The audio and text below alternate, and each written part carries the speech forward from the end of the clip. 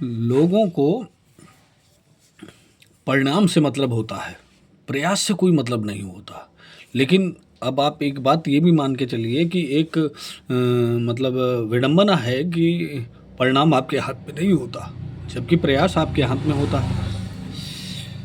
अब उसके बाद ये बात तो समझने की है, ये तो गीता का भी सार है कि आपके हाथ में कर्म है और उसका परिणाम और कर्म का जो फल है वो आपके हाथ में नहीं है। जो हमारे हाथ में नहीं है उसकी हम ज़्यादा चिंता करते हैं, जो हमारे हाथ में है वो करना नहीं चाहते, कोई और कर लेता है। जैसे मैंने देखा है, मेरे पिता हैं, तो मैं ये कहता हूँ कि पिता ने कैसे प्रयास किए होंगे, किन किन प्रयासों से गुजरे होंगे, किन किन परिस्थितियों से गुजरे होंगे और उन्होंने संपत्ति बनाई, तो वो परिणाम जब उन्होंने प्राप्त कर लिया तो वो परिणाम मेरा है। अब वो कहते हैं कि मैं तुझे ऐसा टास्क देता हूँ कि तू मुझसे ज़्यादा बनाएगा, नहीं, टास्क मुझे क्यों देते हो, ये तो मेरा ही है।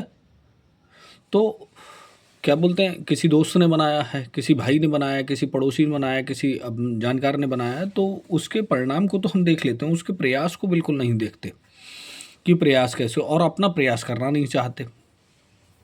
तो अब मैं एक ही स्थिति में पहुंचा हूं जो अपनी सारे, ऐसा मैं भी कहता था, ऐसा मैं भी करता था, लेकिन ये भी नहीं कहूँगा कि मैं आज बहुत बड़ा ज्ञानी हो गया, लेकिन मुझे मालूम है कि व्यवस्थाएं ऐसी हैं। तो आपको इस बात को स्वीकार करना पड़ेगा कि कर्म हमारे हाथ में है, परिणाम हमारे हाथ में नहीं है।